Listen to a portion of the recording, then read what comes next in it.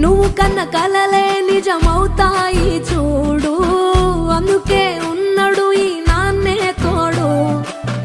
దశరథ మహారాజే నాన్నై పుట్టాడు, నువ్వు రాముడంత ఎదగరనేడు. చరితలు ఎన్నడు చూడని మమతల గూడే వీధిరో, సంపద అంటే ఏదో కాదురో, ఇంతకు మించి అది